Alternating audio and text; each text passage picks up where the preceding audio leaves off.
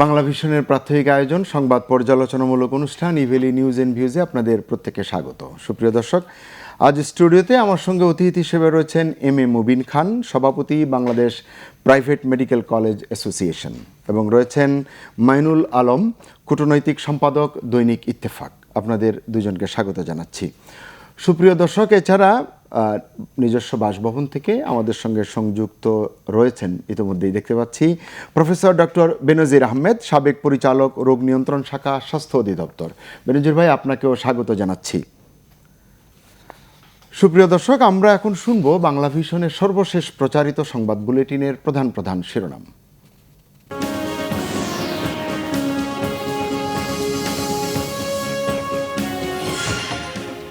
বনানীতে চিরনিদ্রায় মোহাম্মদ নাসিম, গোপালগঞ্জের শেখ আবদুল্লাহ, সহযোদ্ধাদের হারানোর শোক প্রধানমন্ত্রী, সবাইকে ধৈর্যের সাথে পরিস্থিতি মোকাবেলার আহ্বান। ঢাকা সিটির ৪৫, চট্টগ্রাম সিটির ১১ ওয়ার্ড সহ আরও ৩ জেলার রেড জোন চিহ্নিত। লকডাউন হবে পর্যায়ক্রমে, রেড জোনে থাকবে সাধারণ ছুটি, জানিয়েছেন জনপ্রশাসন প্রতিমন্ত্রী। করোনায় আরও ৩২ মৃত্যু, নতুন শনাক্ত ৩,১৪১ রোগী, উপসর্গে প্রাণহানি আরও ১৬ জনের। কালো টাকা সাদা করার সুযোগে দুর্নীতি, অর্থ পাচার আরও বাড়বে, শঙ্কা সুশীল সমাজের, চাঙা হবে আবাসন খাত, অপেক্ষায় রিহ্যাব। আমরা শিরোনামগুলো শুনলাম।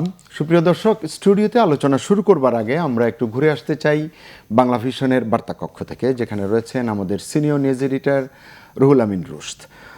রুহুল আমিন রুশদ, আপনি কি আমাকে শুনতে পাচ্ছেন? জি ইয়াসির আমিন ভাই, আপনার কথা শুনতে পাচ্ছি। জি, আপনার কাছে কি তথ্য আছে যা আমাদের জানাবেন? আমার কাছে আমরা রাত 10:30টার সংবাদে আমরা একটি খবর পরিবেশন করেছি, যেখানে লকডাউন করার বিষয়ে একটি অগ্রগতি, একটি ডেভেলপমেন্ট আছে, যে Dhaka city corporation, Chittagong city corporation, Narsingdi, Narayanganj এবং গাজীপুরের বিভিন্ন এলাকাকে রেড জোন, বিভিন্ন এলাকাকে রেড জোন হিসেবে চিহ্নিত করা হয়েছে। এর ভিতরে ঢাকা উত্তর এবং দক্ষিণ সিটির মোট 45টি এলাকা, ঢাকা উত্তর সিটির হচ্ছে এর মধ্যে 17টি, দক্ষিণ সিটির 28টি এলাকা, চট্টগ্রাম সিটি কর্পোরেশনের 11টি এলাকাকে রেড জোন হিসেবে চিহ্নিত করা হয়েছে। এছাড়া নরসিংদী, নারায়ণগঞ্জ এই দুইটি জেলার বেশ কয়েকটি উপজেলা, আর গাজীপুর জেলার সবগুলো উপজেলাকে রেড জোন হিসেবে চিহ্নিত করা হয়েছে। এবং আপনারা শুনেছেন যে জনপ্রশাসন প্রতিমন্ত্রী এরই মধ্যে জানিয়েছেন যে এই রেড জোনগুলোতে পর্যায়ক্রমে লকডাউন করা হবে এবং সেসব এলাকায় সাধারণ ছুটি ঘোষণা করা হবে। এছাড়া আমরা যদি বিশ্ব পরিস্থিতির দিকে তাকাই, তাহলে আমরা দেখতে পাবো যে আমরা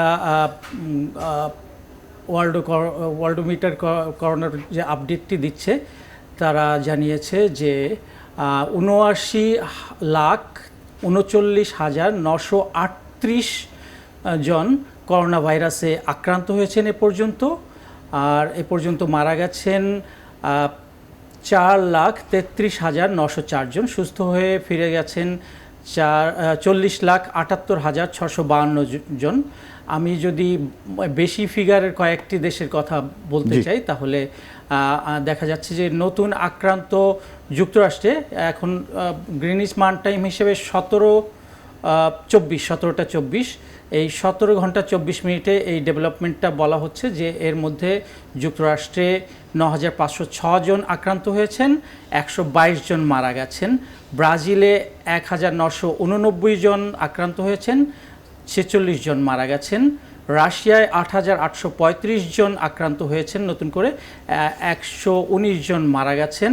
ভারতে 11,110 জন নতুন আক্রান্তের খবর পাওয়া গেছে, 315 জন এর মধ্যে মারা গেছেন। আমরা আরও বড় ফিগারের মধ্যে দেখতে পাচ্ছি চিলিতে 6,938 জন নতুন আক্রান্ত, 222 জন মারা গেছেন। মেক্সিকোতে 3,494 জন নতুন আক্রান্ত শনাক্ত, 424 জন মারা গেছেন। পাকিস্তানে 6,825 জন নতুন আক্রান্ত শনাক্ত, মারা গেছেন 81 জন। এবং সৌদি আরবে আমরা দেখতে পাচ্ছি 4,233 জন নতুন আক্রান্ত শনাক্ত হয়েছেন, 40 জন মারা গেছেন। এই আমার কাছে সবশেষ তথ্য ইয়াসির আমিন ভাই। জি, আপনাকে অনেক ধন্যবাদ জানাচ্ছি। অনেকগুলো তথ্য দ্রুত আপনি আমাদেরকে জানিয়ে দিলেন। আমরা আলোচনা শুরু করতে চাই। শুরুতেই একটু আমি কথা বলতে চাই বেনজির ভাইয়ের সঙ্গে। বেনজির ভাই, আপনি শুনছিলেন নিশ্চয়ই যে তথ্য উপাত্তগুলো জনাব রুহুল আমিন রুশদ আমাদের জানাচ্ছিলেন। আপনি যদি আমাকে ছোট দুটো প্রশ্নের উত্তর একটু দেন, যে এখন যে পরিস্থিতিতে আমরা রয়েছি করোনা নিয়ে, একমাত্র লকডাউনই কি সমাধান? এক। দ্বিতীয় প্রশ্নটি হচ্ছে, তিনি বলছিলেন যে পর্যায়ক্রমে লকডাউনের যে সিদ্ধান্তের কথা, লকডাউন যদি করা হয় সেটি পর্যায়ক্রমে করলে কতটা সুফল পাওয়া যাবে? ধন্যবাদ। আসলে লকডাউনটা সমাধানই না, উল্টো আমি বলতে চাই যেভাবে এটাকে প্রশাসনিক একটা রাখা, স্বাস্থ্যের ব্যাপারটা যেখানে যেভাবে উপেক্ষিত থাকছে, জি, তাতে কিন্তু আমাদের মূল যে চিন্তাটা ছিল লাল সবুজকে ঘিরে, যে লাল সবুজ করোনা প্রতিরোধ ও নিয়ন্ত্রণ, সেটি কিন্তু উপেক্ষিত থাকছে। এখানে কিন্তু লকডাউনটা মূল ইস্যু না। মূল ইস্যুটা হলো যে আমাদের যে লাল এবং হলুদ এলাকায় জি, আমাদের যে হটস্পট গুলো আছে, যেখানে বেশ কিছু রোগী আছে, সেই জায়গাগুলোতে সংক্রমণ নিয়ন্ত্রণ করা। এবং সংক্রমণ নিয়ন্ত্রণ করতে হলে কয়েকটা কাজ করতে হবে।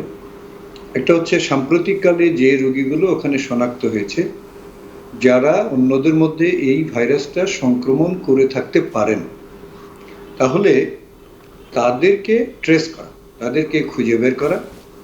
এই আক্রান্ত ব্যক্তিরা কাদের সংস্পর্শে আসছিলেন, তার বাড়ির আত্মীয় স্বজন, তার কাজের লোক হতে পারে, ড্রাইভার হইতে পারে, তিনি মসজিদে নামাজ পড়তে যেতে পারেন, কাদের সাথে নামাজ পড়েছেন, কোন দোকানে গিয়েছেন, কোন বাজারে গিয়েছেন। একটা খুব কঠিন ট্রেসিং দরকার। জি, ট্রেসিংটা কেন দরকার? যে যাদের সংস্পর্শে নিয়ে এসেছেন তাদের মধ্যে এই ভাইরাসটা সংক্রমিত হয়ে থাকতে পারে। জি, তাহলে আমরা যদি ট্রেসিংটা করি, করে তাদেরকে আইডেন্টিফাই করি, তাদের যদি ভাইরাসটা টেস্ট করতে পারি, ল্যাবরেটরি টেস্ট করতে পারি, আর তাও যদি না পারি, অন্তত তাদেরকে যদি কঠোর কোয়ারেন্টাইনে রাখতে পারি, তাহলে দেখা যাবে যে এই হটস্পটটায় আর নতুন করে সংক্রমণ হবে না। তাহলে এখানে 14 দিন বা 28 দিন বা 42 দিনের মধ্যে আমরা এই সংক্রমণটা নিয়ন্ত্রণ করতে পারবো। এটাই মুখ্য কাজ। জি, এবং এই কাজটা করার জন্য আমাদের দরকার হলো জনস্বাস্থ্য বিশেষজ্ঞ দল, জি, যারা এই সংক্রমণ নিয়ন্ত্রণের মূল দায়িত্বটা পালন করবেন। জি, তারাই হবে ওখানকার লিডার, এবং তারা জনগণকে সম্পৃক্ত করে স্থানীয় নির্বাচিত প্রতিনিধি, পুলিশ, আর্মি সহ ওখানে আইসোলেশন সেন্টার, ওখানে কোয়ারেন্টাইন সেন্টার করে, ওখানে যদি একেবারে কঠোরভাবে এটা মানা যায়, তাহলে দেখা যাবে 14, 28 বা 42 দিনের মধ্যে জি, আমরা এই জায়গাটা থেকে সংক্রমণটাকে নিয়ন্ত্রণ করতে পারবো। জি, এটা যদি আমরা একসাথে 600 জায়গায় করতে পারি, 600 জায়গায় করতে পারি, 600টা জনস্বাস্থ্য বিশেষজ্ঞ দলকে দিয়ে, তাহলে আমাদের এই জায়গাগুলোতে আর সংক্রমণ হবে না, এবং আমাদের সংক্রমণের যে ঊর্ধ্বগতি সেটা কমে আসবে। এখানে লকডাউন ছোট্ট একটু উপাদান। লকডাউন কথাটাই আমি বলতে চাই না। এখানে আসলে আমরা এই আক্রান্ত এলাকায়, সেখান থেকে কোনো একটা লোক ভাইরাস নিয়ে যাতে বাইরে না যান। পূর্ব রাজাবাজারের উদাহরণটাই দিই, যেহেতু এটা শুরু হচ্ছে, এখান থেকে একজন সংক্রমণ নিয়ে যাতে বাইরে না যান, জি, সেই কারণে আমরা ওখানে চলাচলটাকে সীমিত করতে চাই। জি, যে কারণেই আপনার কাছে, পূর্ব রাজাবাজারকে সংক্রমণ, বেনজির ভাই, আপনাকে যে কারণেই আমি প্রথম প্রশ্নটি করেছিলাম যে লকডাউনই কি একমাত্র সমাধান কিনা, কারণ পূর্ব রাজার বাজারে যে লকডাউনটি করা হয়েছে রেড জোন ঘোষণা করে, সেখানে আমরা দেখছি যে এলাকা থেকে বেরোবার জন্য মানুষজন প্রাণান্ত চেষ্টা করছেন। যারা আইনশৃঙ্খলা রক্ষাকারী বাহিনী আছেন তাদের চোখকে ফাঁকি দিয়ে যাবার একটি প্রবণতা আছে। আবার যারা বেরোতে পারছেন না এলাকার মধ্যে, তারা কিন্তু গা ঘেঁষাঘেঁষি করে চলছেন, দোকানে হুমড়ি খেয়ে পড়ছেন, বাজারে যাচ্ছেন, ভ্যান থেকে পণ্য সবজি কিনছেন, মাছ কিনছেন। তাহলে কি লাভ কতটুকু হবে সেটি আমি জানতে চাচ্ছি, বা মসজিদে যদি যাই আমি, এটাই স্বাভাবিক। এটাই স্বাভাবিক। যদি ভাই আপনারা যদি ওখানে যে এই জনগণের একটু মতামত নেন, তাদের সামনে তো কোনো লক্ষ্য নেই, তারা এখান থেকে কি লাভবান হবে তারা কিন্তু জানে না। তাহলে আমাদের যে এখানে জনগণকে সম্পৃক্ত করার কথা, তাহলে কিন্তু আসলে সম্পৃক্ত হয়নি। এটা এক ধরনের আমরা জোর করে চাপিয়ে দিচ্ছি।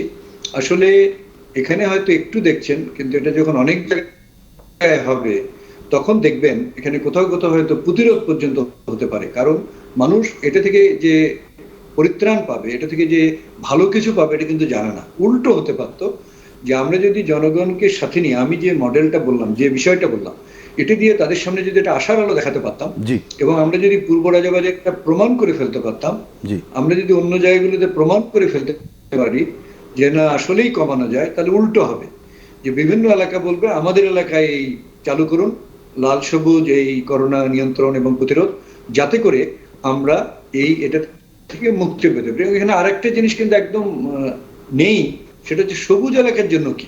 জি আমরা যে লাল সবুজ এই কার্যক্রম বলছি, তাহলে সবুজ এলাকার জন্য তো কোনো কিছু দেখছি না। জি তাহলে আমাদের উদ্দেশ্য ছিল যে আমাদের এখনো যে এলাকাগুলো আক্রান্ত হয়নি, এটা হয়তো বাংলাদেশের 80% এলাকা হতে পারে, 70% ছোট ছোট জনপদ, কিন্তু এটা পাড়া মহল্লা, জি। এগুলোকে তো আমাদের প্রোটেক্ট করতে হবে। জি। এটা হলো মানে সুরক্ষা, এটা হলো আমাদের প্রতিরক্ষা বা এদেরকে আমাদের প্রতিরোধ। এই দুটো যদি মিলিয়ে না করি, জি তাহলে তো ভাই শুধু লকডাউন দ্বারা জি। আসলে কিছু হবে না। জি বেনজির ভাই থাকুন, আপনি আমাদের সঙ্গে স্টুডিওতে একটু কথা শুনতে চাই। মমিন ভাই, এই জায়গা থেকে আলোচনা করতে চাই যে একটা তো শুনলাম যে পর্যায়ক্রমে হবে, এটি কতটা যৌক্তিক, পর্যায়ক্রমে হওয়াটা এটি কতটা সুফল এনে দেবে। আর আমরা রাজধানী বা সিটি কর্পোরেশন বা বিভাগীয় শহর নিয়ে কথা শুনছি বলছি, বাংলাদেশ তো গ্রামের একটি দেশ। গ্রাম প্রত্যন্ত এলাকার কি অবস্থা, উপজেলার কি অবস্থা, ইউনিয়নের কি অবস্থা, এবং এই যে লাল হলুদ এবং সবুজ, মানে আমরা তো রেড জোনে মনোসংযোগ করে রেখেছি। এখন সবুজ এলাকা যেন হলুদ না হয়, হলুদ যেন লাল না হয়, সেই মনোযোগটি আছে কিনা, সেই জন্য কি করণীয়? আপনাকে ধন্যবাদ, খুব সুন্দর প্রশ্ন করেছেন। আমি যেটা আপনি গ্রামগঞ্জের কথা বললেন, আমি ওই কথা দিয়ে দেন আমি আসতেছি মানে আপনার লকডাউনে, যে এই যে দেখেন আমাদের দেশের টোটাল জনসংখ্যার 70% লোক কিন্তু গ্রামে বাস করে। জি এবং আমরা কিন্তু আমাদের সমস্ত আলোচনা পর্যালোচনা, আমাদের সমস্ত ডিসকাশন কিন্তু আমরা প্রায় দেখি শুধু ঢাকা সিটি নিয়ে করি। আমরা যদি ধরেন আজকে কিন্তু গ্রামে গঞ্জের টিভির স্ক্রলে যেটা দেখি যে এটা কিন্তু সারা দেশে ছড়িয়ে পড়ছে। জি এবং এই ছড়িয়ে পড়া আপনারই সঞ্চালনায় ঈদের আগের দিন আমরা এখানে ইউজিসি প্রফেসর আবদুল্লাহ সাহেব ছিলেন, আমরা যেটা বলছিলাম এই যে মানুষজন হুড়মুড় খেয়ে গ্রামের দিকে গেল আবার ফিরে আসলো, আজকে ঈদের প্রায় 20 days ওভার হয়েছে। তো এই যে 2 weeks পরে আপনি দেখেন সিনারিওটা কিন্তু পুরা পাল্টে গেছে, যে আপনার সংক্রমণ যেভাবে বাড়ছে মৃত্যুর হারও কিন্তু বাড়ছে এবং অত্যন্ত ঊর্ধ্বগতিতে সব কিছু। এখন এটা কিন্তু একটা অশনি সংকেত। আমরা তখন ঈদের আগে বলছিলাম, সমস্ত বিশেষজ্ঞরা বলছিলেন যে যদি 2 weeks আপনার টাইটলি লকডাউনটা করা হতো, অথবা সারা দেশ দরকার নাই, হটস্পটস যে এরিয়াগুলো সেটা যদি আপনার কারফিউ দেওয়া হইতো, এই বা লকডাউন যেটাই বলি, এটার মূল উদ্দেশ্যটা কি? মূল কথাটা হচ্ছে মানুষকে ঘরে রাখা, অর্থাৎ একজন থেকে আরেকজনের মধ্যে যেন এটা না ছড়ায়। সারা পৃথিবীর মানে আমরা মডার্ন ওয়ার্ল্ডের দিকে তাকাই, আমরা যদি ইউরোপ আমেরিকার দিকে তাকাই, আমরা যদি লন্ডনের দিকে তাকাই, দেখেন নিয়ন্ত্রণের পথ কিন্তু সবচাইতে সবাই যেটাতে গুরুত্ব দিছে, লকডাউন বলি আর কারফিউ বলি, মানুষকে কিভাবে ঘরে রাখা যায়। ঘরে রাখলে ঘরে রাখতে পারলে কিন্তু একজনের থেকে আরেকজনের ছড়াবে না, আপনার মানে এটাকে নিয়ন্ত্রণের পথটাই কিন্তু হচ্ছে সেটা। এবং যেটা চায়না 31 ডিসেম্বরে যেটা চায়না থেকেই তো এটার উৎপত্তি, এবং এই লকডাউনটা কিন্তু এই মডেলটা কিন্তু চায়নাই শুরু করেছে এবং তারা সাকসেসফুলি কিন্তু সেটাকে নিয়ন্ত্রণে করেছে। আমি গ্রামের কথা যেটা বললেন, আমি এই প্রসঙ্গে প্রাসঙ্গিক কিছু কথা আনতে চাই। সেটা হচ্ছে যে দেখেন, আমি মনে করি এই কোভিড-19 আমাদের আই ওপেন করে দিছে এবং আমাদের স্বাস্থ্য ব্যবস্থার কোথায় কি দুর্বলতা রয়েছে চোখে আঙ্গুল দিয়ে কিন্তু কোভিড দেখিয়েছে। আমাদের 2-3 দিন আগে বাজেট ঘোষণা হয়েছে। আমি মনে করি এখন আমাদের প্যারালালি টোটাল স্বাস্থ্য ব্যবস্থাকে ঢেলে সাজানোর সময় আসছে। ধরেন আপনি যে গ্রামের কথা বললেন, আজকে বাংলাদেশে 1 লক্ষ লোকের জন্য 0.7 আইসিইউ। আপনি আজকে ঢাকাতে আমি বা আপনি যদি হই, যাই হোক, দরাদরি করে এদিক ওদিক করে কোনো না কোনো একটা ব্যবস্থা হইতে পারে। কিন্তু আপনি চিন্তা করেন, যদি একটা গ্রামের মানুষের আইসিইউ লাগে, সে কোথায় পাবে? উপজেলায় কোনো আইসিইউর প্রশ্নই উঠে না, ডিস্ট্রিক্ট লেভেলেও আইসিইউ নাই, সে কোথায় যাবে? তাহলে আমরা যদি 1 লক্ষ লোকের জন্য 3টা আইসিইউ যদি করতে পারি, তাহলে 5,500-6,000-এর মতো আইসিইউ লাগবে। আমাদের এই বাজেটে যেটা 10,000 কোটি টাকা থুক বরাদ্দ রাখা হয়েছে, আর কোভিড নিয়ন্ত্রণ করতে গেলে প্রশ্ন হচ্ছে কি কি লাগবে। আমার মানে আপনার কিটস লাগবে, আমার ডাক্তার লাগবে, আমার নার্স লাগবে, আমার হেলথ টেকনোলজিস্ট লাগবে, আমার মেডিসিন লাগবে, আমার গাউন লাগবে, আমার এইগুলো। তাহলে আমাদের যেটা হচ্ছে এখন, যদি আপনি আরেকটা বিষয় আসেন, যে দেখবেন আমাদের WHO স্ট্যান্ডার্ড মতে একজন ডাক্তারের এগেনস্টে 3 জন নার্স। আমাদের দেখা যাচ্ছে ডাক্তারের চাইতে নার্স কম, নার্সের চাইতে টেকনোলজিস্ট কম। আমাদের ধরেন আজকে এই যে আপনার আইসিইউ, সেটি তো আপনি বলছেন, আপনি তো সেটি তো স্বল্পমেয়াদী, মধ্যমেয়াদী, দীর্ঘমেয়াদী পরিকল্পনা ছাড়া এগোনো যাবে না। এই মুহূর্তে আমরা যে করোনা নিয়ে কথা বলছি, কোভিড-19, এটি কি আমরা যে রেড জোন করে রেড জোনগুলোকে লকডাউন করবার চিন্তা করা হচ্ছে, সিদ্ধান্ত নেওয়া হচ্ছে, এটি থেকে আসলে সুফলটা পাবো কিনা, বা পেতে হলে কি করতে হবে? যে মডেলে এটি করা হচ্ছে এটি ঠিক আছে কিনা, নাকি এর সঙ্গে কোনো মডেলে অন্যান্য উপাদান যোগ করতে হবে? আপনার স্পেসিফিক প্রশ্নের উত্তরে আমি আসছি। এই খণ্ডিত লকডাউন করে জি কতটুক বেনিফিট আসবে? বেনিফিট যে একেবারে আসবে না তা না, জি। কিন্তু আমরা যে কাঙ্ক্ষিত বেনিফিটের কথা ভাবছি সেটা পুরোপুরি আসবে কিনা সেখানে কিন্তু আপনার প্রশ্ন রয়ে রয়েছে। জি জি, আবার যখন আসবো আপনার কাছ থেকে শুনবো অন্য বিষয় নিয়ে। আপনার কাছে কি মনে হয় যে লকডাউন নিয়ে যে আলোচনাগুলো চলছে, আমরা রেড জোনেই এখন কিন্তু দৃষ্টি নিবদ্ধ করে রেখেছি, ইয়েলো জোন নিয়ে আমরা খুব একটা আলোচনা করছি না, গ্রিন জোন নিয়ে আমরা আলোচনা করছি না। গ্রিন জোন কত পার্সেন্ট আছে সারা বাংলাদেশে, এবং সেই পার্সেন্টেজের ভিতরে জনসংখ্যার পরিমাণ কেমন, রেড জোনে জনসংখ্যা কত আছে, আক্রান্ত কত আছে, মানে আমরা এইভাবে যদি বিষয়গুলোকে আলাদা না করি তাহলে কি আমরা কাঙ্ক্ষিত লক্ষ্যে পৌঁছতে পারবো? এটা জাতীয়ভাবে হিসাব না করে আপনি ঢাকা এবং অন্যান্য জেলাগুলো করেন, ঢাকা এবং মফস্বল। রাজধানী আমি জানি কি না সেটাই আমার প্রশ্ন, যে মফস্বল বললেন আপনি, ধরেন যে চট্টগ্রামের বা রাজশাহীর বা খুলনার বা সিলেটের কোনো একটি উপজেলা, একটা ক্যাটাগরি করবেন, প্রথমে রাজধানী ঢাকা, জি, দ্বিতীয়তে বিভাগীয় শহরগুলো, মেট্রোপলিটন শহরগুলো, এরপর অন্য জেলা কিংবা বাকি দেশ করবেন। ঢাকা যদি আপনি আলোচনা করেন, আজকে 45টা এরিয়া নির্ধারণ করা হয়েছে, কারণ এগুলোতে সংক্রমণ বেশি। যে হিসাবের ভিত্তিতে সংক্রমণটা বেশি বলে ধারণা করা হচ্ছে, কিংবা এই রেড জোন বলা হবে, লকডাউন করা হবে, সাধারণ ছুটি থাকবে, যেটা প্রতিমন্ত্রী জনাব ফরহাদ হোসেন বললেন, এটা যদি ধরেন এটা ঢাকার অর্ধেকেরও বেশি, অথবা প্রায় অর্ধেক, রাজধানীর অর্ধেক এরিয়া এর মধ্যে পড়ছে, এর বাইরে রেড জোন না। এর জন্য তার মানে ইয়েলো জোন হতে পারে, সেটা এখনো নির্ধারিত, সেটি তো আমরা জানি না, নির্ধারিত না। গ্রিন জোন কিনা জানা জরুরি কিনা? হ্যাঁ, অবশ্যই জরুরি। আপনি 3টি এরিয়াকে আপনি যদি একটা ঢাকার মানচিত্রকে ধরেন, তাহলে 3 ভাগে ভাগ করবেন, যেটা অন্যান্য দেশ করেছে, ভারত করেছে, দিল্লি শহর কেন্দ্রিক করেছে, মহারাষ্ট্র রাজ্যকে করেছে, বিভিন্ন রাজ্য মিলে করেছে। আমরা এখন ওই পর্যায়ে যাইনি।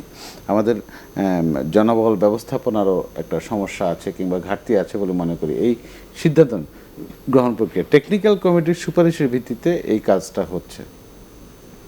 তা এখন আমরা যখন রেড জোন পর্যায়ক্রমে হবে, শব্দটা কিন্তু পর্যায়ক্রমে খুবই তাৎপর্যপূর্ণ। এটা কিন্তু কাল সকাল থেকে হচ্ছে না, কালকে রাত 12টা থেকেও হচ্ছে না। কখন কোনটা হবে এটা সিদ্ধান্ত আসবে।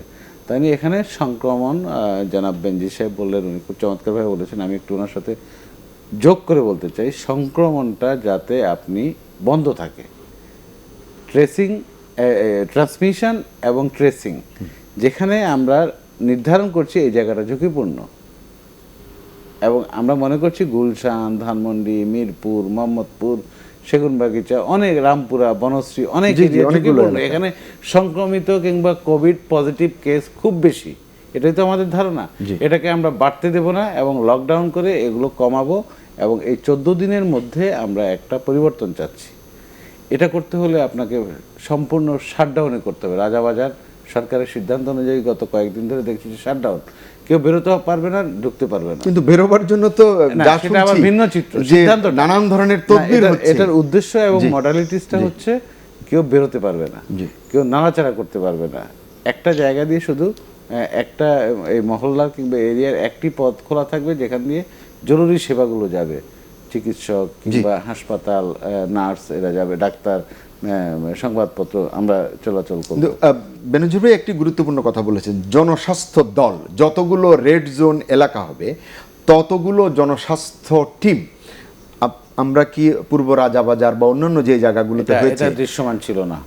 মানে আমার জনস্বাস্থ্য ধারণা নেই। টিম আছে কিনা এটি আমার জানেন ধারণা কিনা? নেই। মহিন ভাই কি এটা- জানেন এটা খুবই জনস্বাস্থ্য টিম প্রয়োজন। গেছে না শুধু স্থানীয় জনপ্রতিনিধি, পুলিশ বা এটা হলো এনফোর্সমেন্টের জি, সিদ্ধান্ত। জি। এনফোর্সমেন্ট করতে হবে কিংবা করা হবে জি। এই 45টা জায়গাকে। জি। এনফোর্সমেন্ট করতে গিয়ে আপনি তখন মানুষকে বুঝাবেন। উনি বলেছেন জনগণকে নিয়ে, সম্পৃক্ত করবার বিষয়। জনগণকে সম্পৃক্ত করেন। এটা তো কার্যকর হবে মানুষের উপর। জি। এবং মানুষ এটা কার্যকর হবে। একটা ছোট্ট উদাহরণ দেই, যখন আমরা আংশিকভাবে গত 31শে মে থেকে পরিবহন সহ খুলে দিলাম, জি। আমরা মাস্ক পরাটা বাধ্যতামূলক করছি এবং আমরা একজন আরেকজনকে বলছি আপনার মাস্ক কোথায়, দোকানদার কিংবা রাস্তার মানুষ মাস্ক কোথায়। যখন পরিবহনগুলো চলে, কাঁচপুর ব্রিজ পার হয়ে গেলে আমাকে একজন বললো, এবং বাস্তব অভিজ্ঞতা, যখন ঢাকার বাইরে বাসগুলো যাচ্ছে মাস্ক আর নাই, কারো মুখে মাস্ক নাই। সুতরাং জনস্বাস্থ্য বিষয়ক ধারণা কিংবা সচেতনতা মানুষের মধ্যে কতটুকু আছে এটা ঠিকই বোঝা যাচ্ছে। জি জি যখন আক্রান্ত যখন গাণিতিক হারে বাড়ছে, প্রতিদিন মৃত্যুর সংখ্যা বাড়ছে 3000 গড়ে, এখন একসময় ছিল 1000 গড়, 1500, 2000, 2500, এখন 3000, কাল থেকে হয়তো দেখবো 3500, কারণ ঊর্ধ্বমুখী ট্রেনটা হচ্ছে ঊর্ধ্বমুখী। কারণ আমরা যেই লেভেলে এখন আছি, এখন হচ্ছে পিক মানে শেষ হচ্ছে না। পিকটা কবে শেষ হবে, কবে শেষ হবে কয়দিন এটা সেটি। কেউই বলতে পারছে না। এ পর্যন্ত কোনো তথ্য নাই, বিশেষজ্ঞ জ্ঞান নাই কবে শেষ হবে। জি। আপাতত আমাদের মাথায় আছে জুনের বাকি 15 দিন কিংবা জুলাইয়ের প্রথম সপ্তাহ পর্যন্ত, আগামী 2 থেকে 3 সপ্তাহ, 14 থেকে 21 দিন আমরা এই অবস্থায় থাকি। এই অবস্থায় থাকবো। জি, একটু বেনজির ভাইয়ের কাছে যেতে চাই। বেনজির ভাই, এই যে পর্যায়ক্রমে শব্দটিতে আমি একটু আটকে থাকতে চাই, মানে পর্যায়ক্রমে যাওয়াটা কতটা যৌক্তিক, যুক্তিসঙ্গত বা সঠিক, এটি আপনার কাছ থেকে শুনতে চাই। তো এই প্রসঙ্গে আমি আপনাকে একটু মনে করিয়ে দিতে চাই যে বাংলাদেশে প্রথম শনাক্ত হয়েছিল 8 মার্চ, কিন্তু আমরা দেখলাম প্রশাসনিক সিদ্ধান্ত গৃহীত হলো 26 মার্চ থেকে, সাধারণ ছুটি যেটিকে বলা হলো, লকডাউন না হলেও সাধারণ ছুটি বলা হলো। আমরা তখন পর্যন্ত জানতাম যে 4টি জেলায় আক্রান্ত পাওয়া গেছে, কিন্তু আমরা 64টি জেলাকে আমরা সাধারণ ছুটির আওতায় এনেছি। তারও বেশ কিছুদিন পরে যখন 12টি জেলায় সংক্রমণ পাওয়া গেছে, তখনও আমরা বন্ধ করেছি 64 জেলা। মানে আমি অর্থনৈতিক কর্মকাণ্ডের বিষয়টি আপনার দৃষ্টিতে আনতে চাই। যখন 4 জেলা আক্রান্ত পাওয়া গেছে, তখন আমরা 64 জেলা বন্ধ করেছি। মানে 60 জেলায় মানে ব্যবস্থাধীনে অর্থনৈতিক কর্মকাণ্ড সহ জীবনযাত্রা চলতে পারত কিনা, এটি অনেকগুলো প্রশ্ন আছে আজকে আপনার কাছে। এবং 12 জেলায় যখন সংক্রমিত হলো, তখন বাকি 52টিকেও আমরা অকার্যকর করে দিলাম কিনা অর্থনৈতিক কর্মকাণ্ড সহ যাবতীয় বিষয়ে ছুটি দিয়ে। কেন করলাম? আবার এখন যখন সংক্রমিতের সংখ্যা অনেক বেশি, এখন আবার আমরা যাচ্ছি পর্যায়ক্রমে। কোনটি আসলে সঠিক, আগেরটি না এখনকারটি? না, এখন দেখেন যে যদি আমরা আগে সঠিক কাজ করতাম তাহলে তো আমাদের আজকে এই অবস্থা হতো না। আমাদের 5ই এপ্রিল অবস্থান ছিল বিশ্বের সংক্রমণের সংখ্যা অনুযায়ী 117তম। জি। আজকে এই 14ই জুন আমাদের অবস্থান হলো 18তম বা 19তম, এবং আমরা চীনকেও ছাড়িয়ে গেছি। জি। এখানে একটা জিনিস ভিতরে একটু খেয়াল করে দেখেন, আমরা যে 100টা দেশকে অতিক্রম করে আসলাম, জি। তাহলে আমরা যদি ঠিকভাবে এই কাজগুলো করতাম তাহলে কিন্তু 100টা দেশকে অতিক্রম করে আসতাম না। ঠিক একইভাবে এই যে 100টা দেশ আমাদের নিচে রয়ে গেল, জি। তাহলে নিশ্চয়ই তারা এমন কোনো কাজ করেছে যে তাদের সংক্রমণটা বাড়েনি। আপনি ধরুন আমাদের ভুটানের কথা বলেন, ভুটানে এখনো কেস 8, 10, 15, 20, 25, 50টা, এবং একটাও ডেথ নেই। আপনি ভিয়েতনামের কথা দেখেন, তাদের কেস মাত্র কতটা এবং একটাও ডেথ নেই। এরকম বহু দেশ আছে। তাইওয়ানের কথা দেখেন। তাহলে এই এগুলো নিশ্চয়ই এমন কিছু কাজ করেছে যে তারা সংক্রমণ থামাতে। নিউজিল্যান্ডের কথা দেখেন, অস্ট্রেলিয়ার কথা ধরেন। আর আমাদের যদি দেখেন, আমরা কোনো কাজ যৌক্তিকভাবে নেই। এই এপিডেমিক বা প্যান্ডেমিকের সময় আমাদের তারা আগে দৌড়াতে হয়। একটা উদাহরণ দেই, ধরেন আমাদের কিছুদিন আগে আমফান ঝড় হলো। তো যখন আমরা ঝড়ের পূর্বাভাস পাই, তখন আমরা কি করি? আগেই লোকজনকে সরাইয়ে নিরাপদে নেই, অর্থাৎ আগে কাজ করতে হয়। ঝড়ের আগে যদি আমরা না যাই, ঝড় হওয়ার পরে যদি মানুষকে সরাতে যাই, তাহলে কিন্তু ততক্ষণে মানুষজন মরে ভেসে চলে যাবে। এখানেও প্যান্ডেমিক এপিডেমিক একই কথা, আপনাকে এর আগে দৌড়াতে হবে। আমরা সবসময় পিছিয়ে দৌড়াচ্ছি। একটা কিছু ঘটছে, অনেকদিন হচ্ছে, আপনি যেটা বর্ণনা করলেন একেবারে যথার্থভাবে আপনি চিত্রগুলো তুলে ধরেছেন। এর মধ্যে দেখবেন আপনি যুক্তি নেই কোনোটাতে। আমরা বিজ্ঞান মনস্ক, বিজ্ঞান ভিত্তিক, যৌক্তিক কোনো কার্যক্রম এখন পর্যন্ত নিতে পারিনি। না নিতে পারার ফলে আমরা যে সংক্রমণের ধারায় আছি, আমার ধারণা, আমি সবসময় করোনার ওয়ার্ল্ডোমিটারটা বিশ্লেষণ করি প্রত্যেক দিনই, জি। এভরিডে। তো আমি দেখছি যে আমরা হয়তো সামনে 10, 9 এইখানে চলে যাব। এখন কথা হলো যে এখনো যদি আমরা পিছনেই দৌড়াই, এই যে পর্যায়ক্রমিক এই না জানিয়ে করব, এই প্রশাসনিক একটা ব্যাপার, শোনেন, যার কাজ সে যদি না করেন, জি। ধরেন আজকে এই ঘোষণাটা হয়তোবা দেওয়া উচিত ছিল আমাদের মাননীয় স্বাস্থ্যমন্ত্রীকে, এটা তো স্বাস্থ্যের বিষয়, কিন্তু আমরা দেখলাম ঘোষণাটা দিলেন আমাদের জনপ্রশাসন, মাননীয় জনপ্রশাসন প্রতিমন্ত্রী। ঠিক একইভাবে আপনি কক্সবাজারের একটা যদি নোটিশ দেখে থাকেন, ওখানকার জেলা প্রশাসক দিয়েছেন 7 দফা জি। এই লকডাউনের জন্য, যেখানে দেখা যাবে একটাও জনস্বাস্থ্য কোনো কর্মসূচি নেই, সবই প্রশাসনিক। বের হওয়া যাবে না, করা যাবে না, ও করা যাবে না।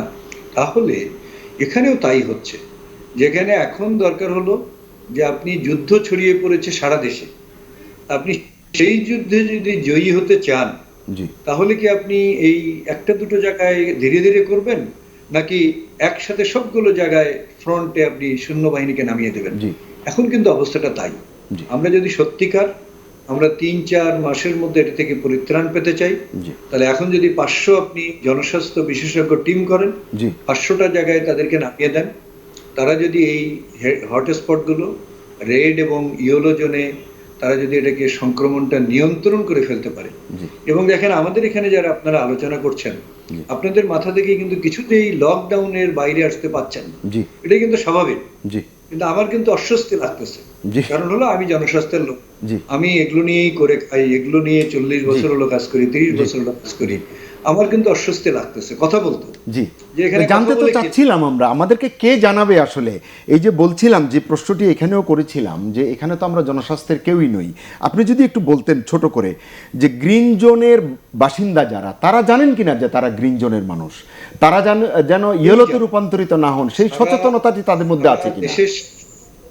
না শোনেন, সারা দেশের সামনে তো একটা পরিকল্পনাটা তুলে ধরা উচিত, জি। পুরোটা, জি। যে আমরা সামনে কি করতে যাচ্ছি, কতদিনের মধ্যে আমরা এটাকে নিয়ন্ত্রণে আনতে পারবো, কোথায় কিভাবে, পুরো চিত্রটা যদি জনগণ না জানে, তাহলে জনগণের সম্পৃক্ততাটা আপনি আনবেন কেমনে? জোর জবরদস্তি করে কোথাও কখনো পৃথিবীতে জি। জনস্বাস্থ্যে কোনো ভালো করা যায়নি, এখানেও যাবে না। জনগণকে সাথে নিতে হবে, জনগণকে বোঝাতে হবে, জনগণকে তার লাভটা বুঝতে শিখতে দিতে হবে, সেই। তাকে বিজ্ঞান মনস্ক কথা বলতে হবে, বিজ্ঞান ভিত্তিক কথা বলতে হবে। জি। আমরা কিন্তু ভাই কোনোটাই করছি না। ইভেন একটা উপজেলা আমি দেখলাম সেদিন, আমি খুব খুশি হয়েছি, তারা নিজ উদ্যোগে তাদের ওটা গ্রিন, মানে ওখানে মাত্র 10 জন রোগী সেই উপজেলায়, এবং 10 জনের মধ্যে 9 জনই ঢাকা নারায়ণগঞ্জ থেকে এই রোগটা নিয়ে গেছে। সুতরাং তারা সিদ্ধান্ত নিয়েছে তাদের উপজেলাটিকে তারা রক্ষা করবে, সেই জন্য তারা এখন সিদ্ধান্ত দিয়েছে বাইরে থেকে কেউ গেলে 14 দিন কোয়ারেন্টাইন না করে তারা ওই উপজেলায় যেতে পারবে না। তাহলে এটাই হলো গ্রিন জোনের জন্য জি। আমাদের প্রতিরোধ কর্ম। জি। তাহলে এটা যদি একটা উপজেলা করতে পারে, জি। তাহলে আমরা রাষ্ট্রীয়ভাবে, কেন্দ্রীয়ভাবে জি। এটা অবশ্যই ভাবতে পারার জি। কথা। এইখানে সেটা আপনার যদি কাছে আমরা না- জি বেনজির ভাই, আরেকটি বিষয় আমরা আরেকটু যদি প্রাথমিক পর্যায়ের আলোচনায় একটু যেতে চাই, সেটি হচ্ছে যে পরিসংখ্যান নিয়ে বা যে তথ্য উপাত্ত দেয়া হচ্ছে আইডিসিআর থেকে বা স্বাস্থ্য অধিদপ্তর থেকে, এটি নিয়ে এই অনুষ্ঠানেও আপনার সঙ্গে আমরা আলোচনা করেছি, অন্য অতিথিদের সঙ্গে আমরা কথা বলেছি। এই বিভ্রান্তিটুকু বা আস্থাহীনতাটুকু এখনো গেল না। আমি ছোট্ট দুটি উদাহরণ আপনাকে দিতে চাই, একটু যদি মনোযোগ দিয়ে শোনেন। আইডিসিআর জি, বলছে জি, please। মোট আক্রান্তের প্রায় অর্ধেক হচ্ছে রাজধানীতে, কিন্তু যে সংখ্যা জি। তারা দেখাচ্ছে তাতে অর্ধেক আক্রান্ত হচ্ছে, এটা প্রতিফলিত হচ্ছে না। আমি আপনাকে একটি উদাহরণ দিই। 8 জুন অতিরিক্ত মহাপরিচালক অধ্যাপক ডাক্তার নাসিমা সুলতানা বুলেটিনে তিনি বলেছেন, দেশব্যাপী ওই দিন পর্যন্ত করোনায় আক্রান্ত শনাক্ত ছিলেন 68,504 জন। তো এই সংখ্যার 48.64% হচ্ছে 33,320.34 জন। আইডিসিআর ওয়েবসাইটে যেটা আছে সেটি সংখ্যা হচ্ছে 21,140 জন।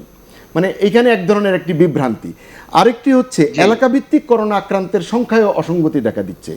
আইডিসিআর এর ওয়েবসাইটে বলছে রাজধানীতে মোট 21,140 জন আক্রান্ত, কিন্তু এলাকাভিত্তিক যে সংখ্যা আছে, যে 4টি ঘর আছে সেখানে, সেটি যোগ করলে দেখা যাচ্ছে 19,609। এই যে বিভ্রান্তিটুকু, একজন সচেতন মানুষ যখন ওয়েবসাইট ঘেটে প্রকৃত চিত্রটি জানতে চান, Right. তিনি আসলে কি বুঝবেন?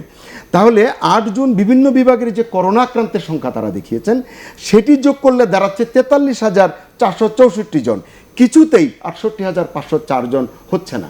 এই যে এত এত অসঙ্গতি, এর কারণ কি? এ থেকে উত্তরণের উপায় কি? না, ধন্যবাদ। আমার কয়েকদিন আগে ইত্তেফাকে মিজানুর রহমান খান কল্লোল, উনি আমার দীর্ঘ একটা সাক্ষাৎকার নিয়েছেন, জি এবং সেই সাক্ষাৎকারে আমি এই তথ্য উপাত্ত এবং অধিদপ্তর যে প্রতিবেদন দেয়, এটা নিয়ে চুলচেরা বিশ্লেষণ করে দেখিয়েছি, জি। যেখানে অনেক অসঙ্গতি আপনি যেগুলো বললেন একেবারে সত্য। আসলে আমাদের তথ্য উপাত্তে বাংলাদেশে আমরা খুবই দুর্বল, আগে আরো দুর্বল ছিলাম, জি এখন কিছু উন্নতি হয়েছে, জি। কোনো সন্দেহ নেই। কিন্তু আসলে আপনি যেগুলো বলেন এগুলো সত্যি। এই যুগে এই ধরনের বিভ্রান্তি থাকার কথা না। প্রত্যেকদিন যেটা ব্রিফিং করেন, এই ব্রিফিংটা আসলে সত্যিকার অর্থে একটা রোগতাত্ত্বিক কোনো ব্রিফিং হতে পারে না। এখানে এত অসঙ্গতি আছে, এত দুর্বলতা আছে, যে একটা দেশ হিসেবে আমরা এরকম একটা প্রতিবেদন এরকম প্রত্যেক দিন এরকম বলতে পারি না আসলে।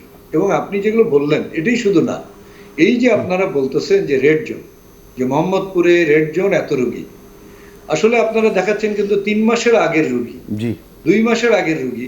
সেই রোগীগুলোর দুটোর একটা ঘটনা ঘটছে, হয় তারা মারা গেছে, আর না হলে তারা একদম ভালো হয়ে গেছে, ভালো হয়ে গেছে। তাদের শরীরে কোনো ভাইরাস নেই, তারা স্বাভাবিক জীবনযাপন করছে, তাদের শরীরে বরঞ্চ অ্যান্টিবডি ডেভেলপ করছে, তারা এখন কিন্তু প্রতিরোধ ক্ষমতা তাদের জন্মেছে। তাহলে পুরোটা ধরে যদি রেড জোন করেন, তাহলে কিন্তু সেই রেড জোন দিয়ে কোনো কাজ হবে না। আপনার লাগবে যে এখন যারা আক্রান্ত হয়েছে গত 10-12 দিন, জি। এখনো যারা আরেকজনের কাছে এই রোগটা ছড়াবে, জি তাদেরকে নিয়ে আপনার ম্যাপিং করতে হবে। এবং আরো একটা ঘটনা জানেন, যে এই যে আপনারা বলতেছেন মোহাম্মদপুরে এত রোগী, কিন্তু সেই রোগীদের কিন্তু খুঁজে পাওয়া যাচ্ছে না। এখন আমরা যখন রেড জোন যাব, বাস্তবে কিন্তু দেখা যাবে যে এই রোগীদের ঠিকানা ঠিক নেই, এই রোগীরা কখনো কখনো ঠিকানা সংগ্রহই করা হয়নি।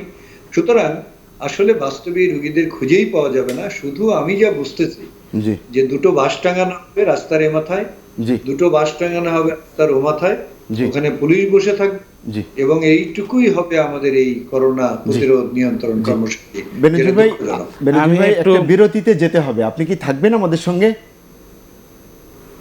হ্যাঁ, যদি বলেন জি থাকবো, জি না হলে- থাকুন। আমি একটি না বিরতি থেকে ঘুমাতে ফিরে যাই। আসি, আরো ছোট ছোট দুই একটি প্রশ্নের জবাব আপনার কাছ থেকে নিতে চাই। সুপ্রিয় দর্শক, আমরা যাচ্ছি ছোট্ট একটি বিরতিতে।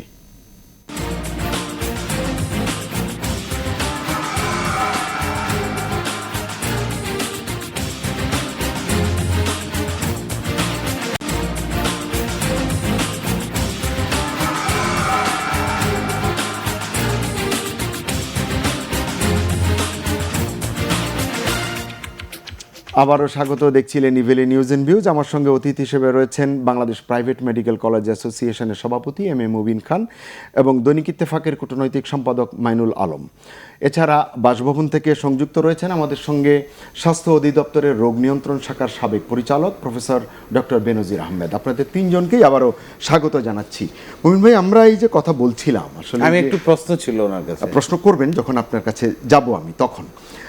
আপনি যদি একটু বলেন, এই যে খণ্ডিত lockdown, red zone, green zone, yellow zone, মানে সুস্পষ্ট ধারণা পাচ্ছি না। আইন শৃঙ্খলা রক্ষাকারী বাহিনী, এনফোর্সমেন্ট টিম আছে, কিন্তু যদি স্বাস্থ্যের প্রতিনিধি সেখানে না থাকে, তাৎক্ষণিকভাবে বিষয়গুলোকে অ্যাড্রেস করা কতটা সহজ নাকি জটিল?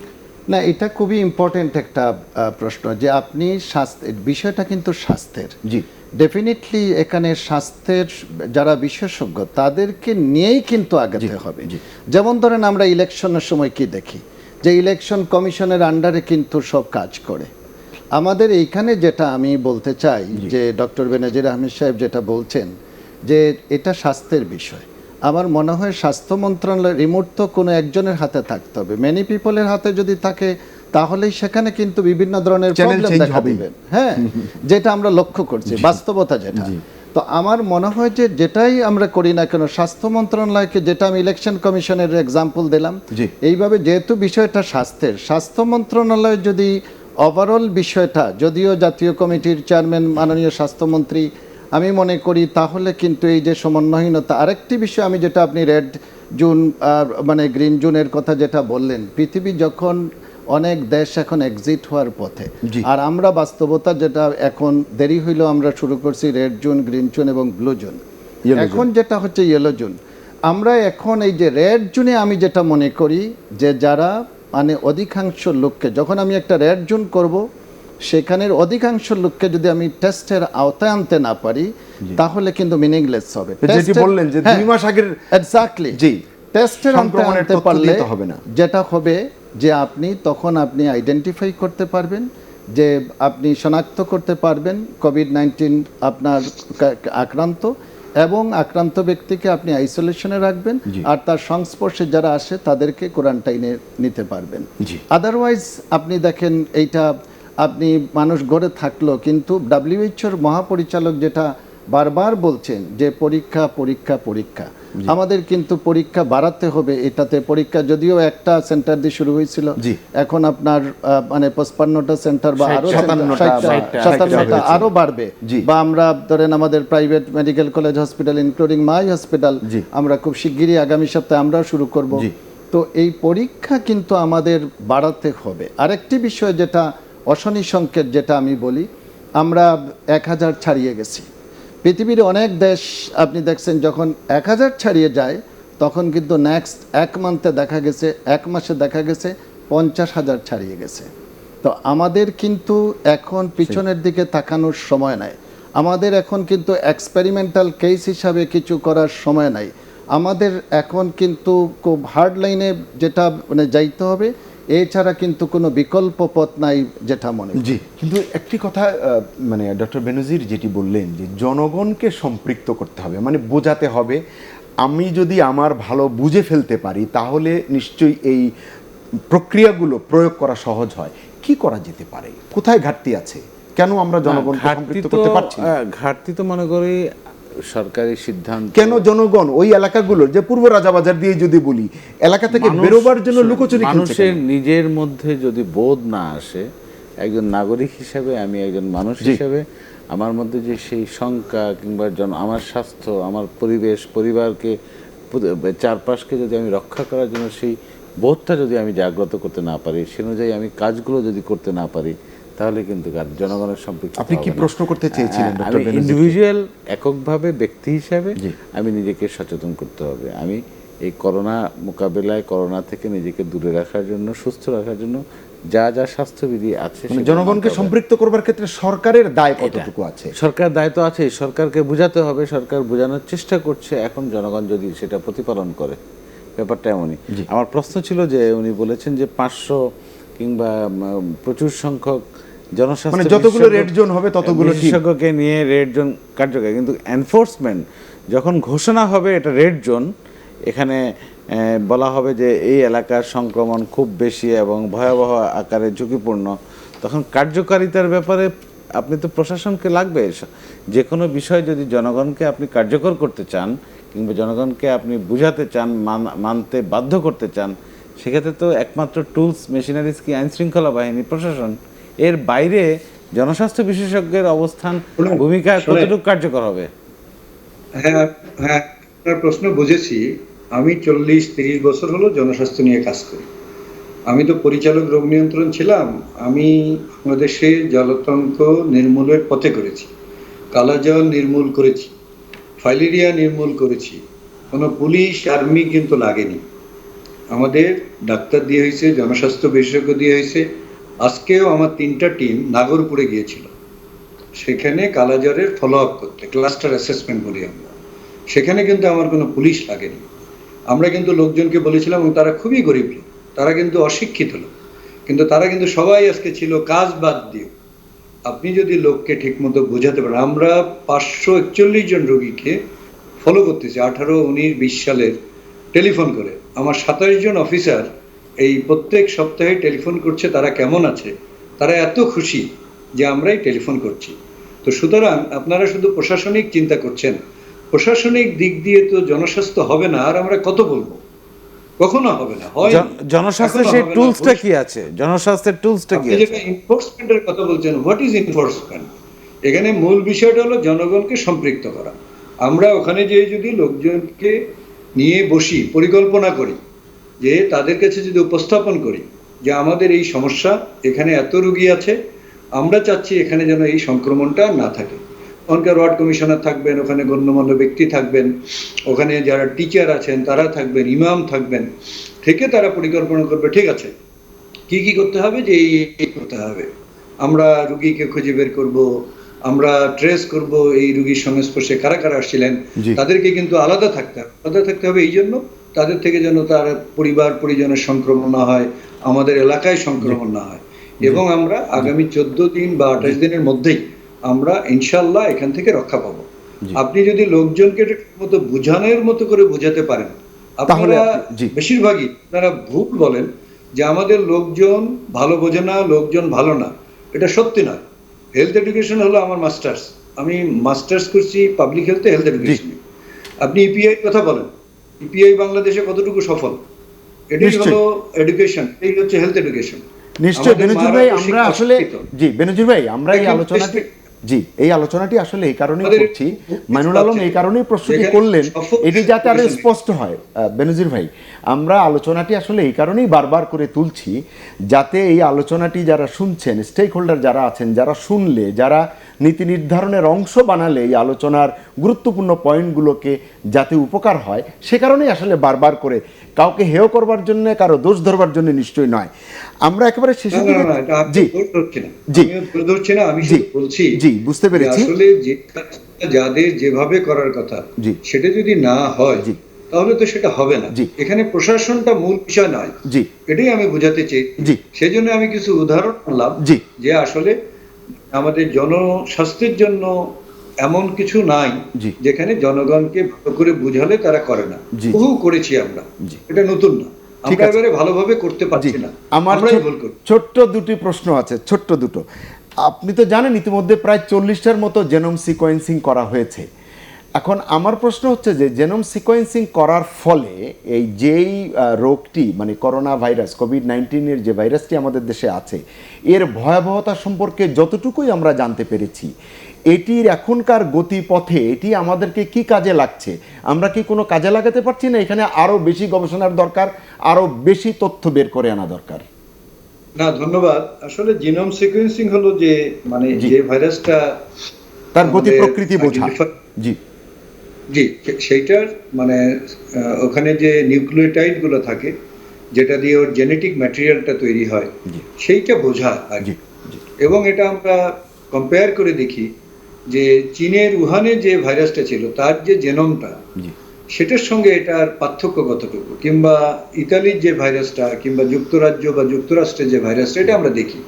তা আমরা এখানে ধরেন কিছু মিউটেশন বা পরিবর্তন পেয়েছি, যে নিউক্লিওটাইড যেগুলো সিকোয়েন্স দেখা যায় সেখানে হয়তো একটা পরিবর্তন হয়েছে, এটা থেকে ওইটা, ওইটা থেকে ওইটা, এরকম কিছু নিউক্লিওটাইড গুলো। এখন এটা যদি আরো আমরা গবেষণা করি, করে ধরেন এর সঙ্গে যদি মিলাই, যে যেমন ধরেন যে লোকগুলো মারা যাচ্ছে জি তাদের যে ভাইরাসটা, তাদের জেনোমটা কিরকম, জি যারা মারা যাচ্ছে না অথবা ধরেন উপসর্গহীন যারা, জি তাদের জেনোমটা ভিন্ন নাকি। বেনজির ভাই, শেষের দিকে চলে এসেছি, একটু ছোট করে যদি বলেন, মানে এতে আমাদের উপকার কি হচ্ছে? না, এখন পর্যন্ত উপকার পাবো না, ভবিষ্যতে হয়তো পাবো। 2-3 ক্ষেত্রে উপকার পাওয়া যায়। জি। একটা হইতে পারে ভ্যাকসিন। জি। যে ভ্যাকসিন যখন আমরা নির্বাচন করি, জি তখন আমরা যে ভ্যাকসিনটা তৈরি হচ্ছে জি এটা কোন ধরনের ভাইরাসের বা জেনোম ধরে করছে, জি তাহলে আমরা নির্বাচন করতে পারবো। যে ধরেন বিশ্বে 20টা ভাইরাস হলো, জি তাহলে দেখা গেল একটা ভ্যাকসিন তৈরি হলো, তার মধ্যে একটা আমাদের জেনোমের সঙ্গে মিলিয়ে ভ্যাকসিনটা হয়েছে, তাহলে আমরা সেই ভ্যাকসিনটা চুজ করতে পারবো। এটা একটা হইতে জি পারে। জি আরেকটি প্রশ্ন, তারপরে ঠিক একই, জি বলুন। যে আরেকটি প্রশ্ন, সংক্রমণ যে হারে বাড়ছে, মৃত্যুর সংখ্যা যেভাবে বাড়ছে, তো আমরা যে সংক্রমণ নিয়ে যদি কথা বলি, সিভিয়ার যে শতাংশটি হবে 3 থেকে 5% আপনারা বলছেন, তার জন্য যে পরিমাণ বেড প্রয়োজন হবে, আইসিইউ প্রয়োজন হবে বা ভেন্টিলেটরের প্রয়োজন হবে, এই জায়গাতে এখনও আমাদের প্রচুর ঘাটতি রয়েছে। এটি নিয়ে আমরা প্রচুর আলোচনা করছি। একটু যদি পরামর্শ দিতেন যে দ্রুততম সময়ের ভিতরে এই চাহিদা কি করে আমরা মোকাবিলা করতে পারি। শোনেন, পরামর্শ হলো এই, প্রথমত আপনাকে প্রতিরোধ করতে হবে, রোগী বাড়তে দেওয়া যাবে না। জি রোগী যদি অনেক বেড়ে যায়, আমরা যত যাই কিছু করি, জি। আমরা এটা সামাল দিতে পারবো না আমাদের হাসপাতাল দিয়ে। জি। রাতারাতি হাসপাতাল অন্তত একেবারে অনেক বেশি করা যায় না, হয়তো কিছু করতে পারবো আমরা, তা অনেক বেশি পারবো। এক, 2 নম্বর হলো যে আমাদের ম্যানেজমেন্টের চিন্তাটা পরিবর্তন আনতে হবে। আপনারা শুধু আইসিইউ, শুধু মানে ভেন্টিলেটর এগুলোর কথা বলেন, এগুলো এখানে সমাধান নয়। এটার সমাধান হলো অক্সিজেন, অক্সিজেন, এই হাই ফ্লো করোনা অক্সিজেন। জি, সংক্রমণের ম্যানেজমেন্টের মূল জিনিস হলো অক্সিজেন। অক্সিজেন, কারণ হলো যে এই সিভিয়ারিটি যেটা হয় সেটা হলো অক্সিজেনের ঘাটতির কারণে। আপনার রাজারবাগ পুলিশ লাইনে একটা ম্যানেজমেন্ট চালু করছে তারা, যে তারা পারতপক্ষে আইসিইউতে কোনো পেশেন্টকে যেতে দেয় না, তারা আগেই ম্যানেজ করে, আগেই অক্সিজেন ঠিক করে দেয়। এবং এটার জন্য দরকার হলো রোগীটাকে দ্রুত শনাক্ত করা, দ্রুতকে বারবার মনিটর করা তার অক্সিজেন কমে যাচ্ছে কিনা, অক্সিজেন কমে গেলে সাথে সাথে তাকে অক্সিজেন দিয়ে অক্সিজেনের ঘাটতিটা পূরণ করা। এবং আপনি যদি তার অক্সিজেন স্যাচুরেশন এই ধরুন 96% তার উপরে রাখতে পারেন, তাহলে এই রোগীদের জন্য আইসিইউ লাগবে না। তাহলে আমাদের যেটা করা উচিত, 491টা উপজেলা স্বাস্থ্য কমপ্লেক্সে অক্সিজেনের ব্যবস্থা এইভাবে করা উচিত যাতে করে ওইখানকার একটা গ্রামের রোগী আক্রান্ত হলো, উনি যেন এসে অক্সিজেন দিয়ে উনি যেন বাড়ি ফিরে যেতে পারেন, ওকে যেন ঢাকা বা ডিস্ট্রিক্টে যেন আসতে না হয়। জি, আমাদের হাসপাতালগুলোতে বেনজির ভাই, আজকে আর সময় নেই আমার হাতে। অনেক ধন্যবাদ, আপনি অনেক গুরুত্বপূর্ণ পরামর্শ দিলেন। নিশ্চয়ই সময় সুযোগ মতো অন্য কোনো দিন সংযুক্ত হলে আবারও আপনার কাছ থেকে তথ্য শুনবো। আপনাকে আবারও ধন্যবাদ জানাচ্ছি আমাদের সঙ্গে সংযুক্ত থেকে জানানোর জন্য। দর্শক, আপনারা শুনছিলেন প্রফেসর ডক্টর বেনজির আহমেদ বলছিলেন অনেকগুলো পরামর্শ। আমি যেটা বলতে চাই, করোনার এই যুদ্ধ, এই প্যান্ডেমিকের সমস্যাটা বাংলাদেশে যেটা, এটা এখন চিকিৎসার সমস্যা। জি, আমরা কন্ট্রাক্ট ট্রেসিং করছি, আমরা সংক্রমণ নির্ধারণ করছি, নিরূপণ করছি কত আমাদের রোগী টেস্টের মাধ্যমে, কিন্তু এর বাইরে সংকটটার প্রতি, যেমন কালকে রাতে কি একটা ঢাকা শহরে আমরা টেলিভিশনের মাধ্যমে জেনেছি কতগুলো মৃত্যুর খবর পেলাম।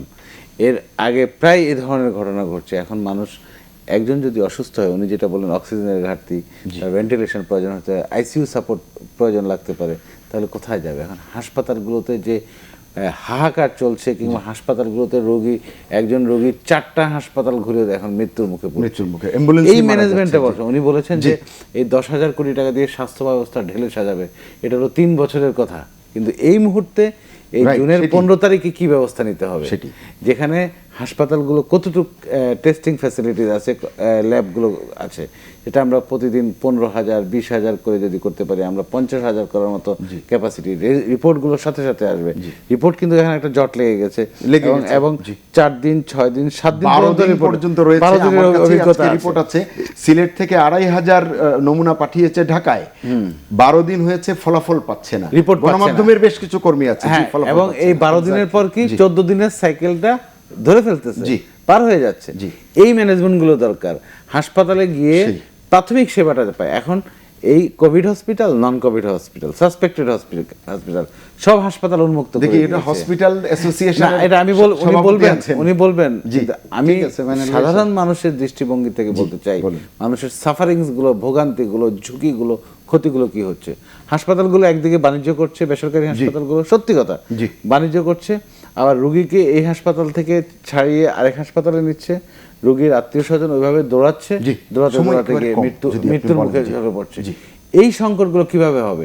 ঢেলে সাজাবো আমরা পরে, কিন্তু এখন হলো কুইক ম্যানেজমেন্ট। এবং ঢাকা মেডিকেল কলেজ সহ বড় বড় হাসপাতাল। মবিন ভাই, কি আমরা কি আসলে এই যে স্বাস্থ্যসেবা বেসরকারি খাত নির্ভর হওয়ার খেসারত দিচ্ছে বাংলাদেশের মানুষ? আমি এখানে আপনাকে মাইনুল ভাই যেটা বললেন একটু ক্লিয়ার করি।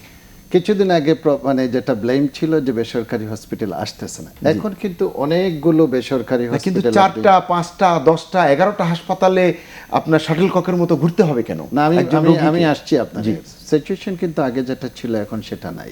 যেমন ধরেন কালকে 4 জন আমাকে ফোন করছে যে 2 জনের আইসিইউ দরকার। অনেকে অনেক হসপিটালে, যে আমি 2টা হসপিটালের নাম্বার দিলাম, ওনারা আইসিইউ পাইছেন। এখন যেটা যে ল্যাকটা হয়েছে, অনেকগুলো হসপিটাল কিন্তু আসছে, বা সরকার আপনি জানেন সর্বশেষ যে একটা সার্কুলার জারি করছে। এখন যেমন ধরেন লেভেইডের কথা, সেখানে তারা কিন্তু এখন ভর্তি 100 বেড, বা আমি 2টা রোগী, আপনি অনেকগুলো হসপিটাল আপনি। তো এখন যেটা হচ্ছে, কিন্তু যেভাবে আমাদের রোগীর সংখ্যা বাড়ছে বা মৃত্যুর সংখ্যা, সেই প্রেক্ষাপটে যেটা বলতে চাই, আমাদের যে স্বাস্থ্য ব্যবস্থা এখন যদি এইটা এইভাবে বাড়তে থাকে, তাহলে বাস্তবতা যেটা কোনোভাবেই এটা আমরা সামাল দিতে পারবো না। মানে সরকারি বেসরকারি খাত মিলেও সম্ভব না। যেমন আমি আপনাকে বলি, টোটাল সরকারি বেসরকারি মিলে আমাদের আইসিইউ আছে 1200-র মতো। না না এত নেই, বাস্তবে এত নাই। মানে আমি আচ্ছা ঠিক আছে, না, এটা কাগজ আচ্ছা, কলমের ঠিক আছে, হিসাব। কম বেশি আমি কম বেশি না, অনেক ঠিক কম, আছে, অনেক কম। এখন যেটা হচ্ছে 1000-এর নিচে 17 কোটি, 500 হ্যাঁ, ঠিক আছে, 500 17 কোটি লোকের দেশ। আমি আপনার কথায় আসছি যে 17 কোটি লোকের দেশ, সেই জন্য আমি যেটা বলছি যে ধরেন এখন world bank, ADB, Asian infrastructure bank অনেকেই আমাদেরকে টাকা টুকা দিছে। এখন ডক্টর বেনার্জি সাহেব যেটা বললেন যে আমাদের একটা হোলিস্টিক প্ল্যান করে ধরেন 3 মাসের মধ্যে যদি একটা ক্রাশ প্রোগ্রামে যাইতে হবে। এখন আমাদেরকে এর মধ্যে কিন্তু সমস্যা যেটা, ধরেন আপনি ভেন্টিলেটর কিনলেন, আপনি আইসিইউ কিনলেন, আপনার যদি স্কিল মেইন পাওয়ার না থাকে, টেকনোলজিস না থাকে, আমাদের আলোচনা যেটা আসা, এই যে জায়গাগুলো এখন কিন্তু আপনি ফিজিক্যালি ট্রেনিংও করাইতে পারবেন না, তাহলে সেই সুযোগ নাই। তাইলে আমাদের অনলাইনে যেমন অনেক কিছু ধরেন আজকে যে ডিজিটাল মানে বাংলাদেশের যে ধরেন ঘরে বসে অনেকে বাচ্চারা ক্লাস করতেছে বা আপনার অনেক মিডিয়া থেকে ঘরে বসে জয়েন করতেছে অনেকে, এই যে ধরেন ডিজিটাল যে আপনার বাংলাদেশের যে অপরচুনিটিটা, আমার মনে হয় এখন এগুলো অনলাইনে আপনার চালু করা উচিত ট্রেনিং। এবং আমাদের যে ধরেন এই যে স্কিল মেইন পাওয়ারের যে হেলথ টেকনোলজিস্ট, আপনার যদি ভালো টেকনোলজিস্ট না হয়, আপনি মেশিন কিনবেন, আপনি আইসিইউ করবেন, আইসিইউর জন্য আপনার যে স্পেশালাইজ আপনার মেইন পাওয়ার দরকার, আপনার যে আইসিইউর জন্য যে নার্স দরকার বা যে অ্যানেস্থেসিওলজিস্ট দরকার, যে পরিমাণ স্কিল মেইন পাওয়ার দরকার, সেটা যদি আমরা রেডি না করি তাহলে শুধু অত্যাধুনিক মেশিনপত্র কিনে কিন্তু লাভ হবে না। আমার লাস্ট যেটা মাইনুল ভাই যেটা বলছেন, বেসরকারি হসপিটাল যে আরেকটা বিষয় যেটা হচ্ছে বাণিজ্য, এখন কিন্তু বাণিজ্যের সময় নাই। 2020 সাল আমি বলি এটা বাঁচার বিষয়, যদি বেঁচে থাকি, যদি সেবার নামে বাণিজ্য হচ্ছে না। এখানে আরেকটা বিষয়, আপনি কয়েকটা হাসপাতালের নাম বলতে পারি না, আমি আপনার কথায় আসতেছি, যেমন ব্লেম দিতে পারি, এখন কিন্তু ব্লেম দেওয়ার, আমি যেমন ধরেন সেদিন স্বাস্থ্যমন্ত্রী সাহেব সহ আমরা একটা টক শোতে ছিলাম, সেইখানে এটা কিন্তু খুব এক্সপেন্সিভ একটা ট্রিটমেন্ট, এটা কিন্তু বুঝতে হবে। একজন ডাক্তার যেখানে লাগতো সেখানে 3 জন লাগতেছে, তারপরে তাকে 10 দিন ডিউটি করবে, 15 দিন কোয়ারেন্টাইনে থাকবে, 6 দিন ফ্যামিলিকে, এই যে ধরেন মাস্ক থেকে ধরে আপনি গাউন থেকে ধরে এই যে টোটাল জিনিসটা যদি আপনি চিন্তা করেন, ইটস এ ভেরি এক্সপেন্সিভ। সুতরাং আমি যেটা বলবো, এখন ব্লেমের সময় না, সবাই মিলে কিভাবে মানুষকে আমরা স্বাস্থ্যসেবা দিতে পারি, এটাই হবে আমাদের। নিশ্চয়ই বেসরকারি হাসপাতালগুলো এই মানবিকতা মানসিকতা নিয়ে এগিয়ে এলে তো নিশ্চয়ই পরিস্থিতি নিশ্চয়ই সরকারের জন্য অনেক সহজ হয়। আচ্ছা মাইনুল আলম, আপনার কাছে একটি জিনিস, এই যে আপনি নিশ্চয়ই দেখছেন যে ইউরোপের বিভিন্ন দেশে দ্বিতীয় ধাপের সংক্রমণ কিন্তু শুরু হচ্ছে। না, এটা তো বেইজিংয়েও হয়েছে, বেইজিংয়েও হয়েছে, বিভিন্ন জায়গায় হচ্ছে, আমেরিকায়ও হচ্ছে, ইরানে হচ্ছে। আমার প্রশ্নটি অন্য জায়গায়। আমরা কয়েক সপ্তাহ আগেও আলোচনা করেছি, মাদারীপুরের শিবচরে আমরা লকডাউন করে সফল হয়েছি, সেই জায়গায়ও কিন্তু আবার আক্রান্তের সংখ্যা বাড়ছে। ইউনো স্বয়ং আক্রান্ত, সেখানে আরো অনেকেই আক্রান্ত। এটি কি দ্বিতীয় ওয়েভ বলবো, না আমাদের উদাসীনতার কারণে, অবহেলার কারণে? আমার ব্যক্তিগত মত দিতে চাই, 31শে মে থেকে যখন সাধারণ ছুটি বাতিল করে শেষ করে আংশিক সীমিত খুলে দেয়া হলো, তখন সংক্রমণটা বাড়ছে। এটা যদি এপ্রিল মে মাস পুরোটা আমরা ছুটিতে কাটিয়েছি, সাধারণ ছুটি, এই সাধারণ ছুটি অব্যাহত থাকতো এবং কঠোর একটা লকডাউনের মতো পরিস্থিতি যদি তৈরি করা যেত, তাহলে কিন্তু এই সংক্রমণটা হতো না। ভারতে বাড়ছে, কিন্তু ভারতের প্রতিবেশী দেশগুলো দেখেন খুব বাড়ছে না, নেপাল, ভুটান, নেইবার কান্ট্রি। বাংলাদেশ, ভারতে বাড়ছে, বাংলাদেশেও বাড়বে, স্বাভাবিক। কিন্তু বাংলাদেশেও এই নেপাল, ভুটানের মতো হওয়ার সুযোগ ছিল। কারণ হচ্ছে আমরা শুরুতে যে লকডাউন দিয়েছি, সাধারণ ছুটি দিয়েছি, এটা কার্যকারিতা মানুষ যেটা মানেনি কিংবা মানুষ যেটা সহযোগিতা করেনি, বুঝতে চায়নি, সেটার একটা ঝুঁকিপূর্ণ অবস্থানে আমাদেরকে নিয়ে গেছে। আপনি জানেন যে এই সময় দ্বিতীয় দফা যদি বিমান চলাচল ওপেন হয়, পরিবহন ব্যবস্থা যদি পূর্ণাঙ্গ হয় এবং স্বাস্থ্যবিধি যেটা বলা হচ্ছে সেটা যদি সম্পূর্ণভাবে না মানা হয়, যদি মাস্ক চলে যায়, কিংবা মানুষ যদি, কারণ কালকে একজন লোক আমার পরিচিত ঢাকা থেকে জামালপুর গেছে, আমি জিজ্ঞেস করলাম কিভাবে, সে বলল কড়া নিয়ম কানুন মানা হয়েছে। আমি খুব খুশি হয়েছি, এটা যদি ধরে রাখতে হবে। আর সংক্রমণগুলো হয় এক দেশ থেকে আরেক দেশে। নিউ ইয়র্কে কিভাবে সংক্রমণ হয়েছে, না আজকে আর অন্য কোনো উদাহরণে গল্পে যেতে পারবো না, বিমানের মাধ্যমে আসছে। সুনির্দিষ্ট প্রশ্ন আছে, আমি বলতে চাচ্ছি করোনা নিয়েই হিমশিম খাচ্ছি, ডেঙ্গু কিন্তু কাঁধের উপর। এবং আবহাওয়া অধিদপ্তর যেটি বলেছে যে এ মাসের শেষে একটি বন্যা, আগস্টের শেষে একটি বন্যা, আগস্টের মধ্যে কি আমরা করোনা থেকে মুক্ত হতে পারবো? এটা তাহলে কেউই বলতে পারবে এতগুলো না। দুর্যোগ মিলিয়ে এটা কেউই আমাদের কি বলতে হবে? পারবে না। একেবারে 30 সেকেন্ডে শেষ এটা করব। কেউই বলতে পারবে না কবে করোনা মুক্ত হব কিংবা অন্য দুর্যোগগুলো কিভাবে তাহলে আমরা কিভাবে সামাল আমরা দেব। এর মধ্যে এখন আমাদের থেকে প্রস্তুতি না নিই? বসবাস করতে হবে। দুর্যোগের ব্যাপারে আমাদের একটা এক্সেলেন্ট পরিস্থিতি আছে। আমরা দুর্যোগ মানে মোকাবিলায় সেটিকে আমাদের- মাথায় এখন থেকে হ্যাঁ, নিয়েই তো আমাদের হ্যাঁ, এগোতে হবে। হয়েছে। আমফান আমরা ক্ষতিটা কাটিয়ে উঠেছি, ক্ষতিটা সহনীয় করেছি, জি। ক্ষতি হয়েছে কমাতে পেরেছি। জি। আমাদের দুর্যোগের ব্যাপারে কোনো শঙ্কা নাই, শঙ্কা হচ্ছে করোনা। এই মুহূর্তে করোনা, ডেঙ্গু যদি আসে জি। সেটাও একটা দেখার বিষয়, কিংবা দুই সিটি কর্পোরেশনের সেই। পারফরমেন্স জি, দেখার বিষয়। জি, কিন্তু একেবারে। করোনাটা আমরা জি। কিভাবে মোকাবেলা করব এটা এখনো মাথায় ঢুকছে কেউ জানি না। আমরা 30 সেকেন্ড একদম সলিড কি বলবেন? আমি করোনা এটা আমাদের লাইফের পার্ট অফ লাইফ মনে করে আমরা এগোতে হবে। জি। এছাড়া কোনো বিকল্প নেই, এটা সহজে যাচ্ছে না। জি। এবং আমাদের স্বাস্থ্যবিধি মানতে হবে, জি। আপনার মাস্ক ব্যবহার করতে হবে, জি। ব্যক্তি সচেতনতা তৈরি করতে হবে। জি। এটাই এটি তো আমরা জানি এবং আমরা অনুরোধ করতে চাই দর্শকদের পক্ষ থেকে প্রাইভেট মেডিকেল কলেজ অ্যাসোসিয়েশনের সভাপতিকে যে আপনার নেতৃত্বের জন্য প্রাইভেট হাসপাতালগুলো সেবা, আরো উদার হয়ে সেবা আরো দেয়। মানবিক সেবা এগিয়ে আসে। ইনশাআল্লাহ। তাহলে হয়তো আমরা এই পরিস্থিতিতে কিছুটা হলেও স্বস্তি পাবো। আপনাদের দুজনকে অনেক ধন্যবাদ জানাচ্ছি। সুপ্রিয় দর্শক, আপনাদেরও ধন্যবাদ জানাচ্ছি যারা এতক্ষণ আমাদের সঙ্গে ছিলেন, দেখলেন এবং শুনলেন। এবং সচেতনতার কথা প্রতিদিন আর বলবার কি রয়েছে? আসুন সচেতন হই, তাহলে নিজে বাঁচবো, দেশ বাঁচবে। ভালো থাকুন সবাই।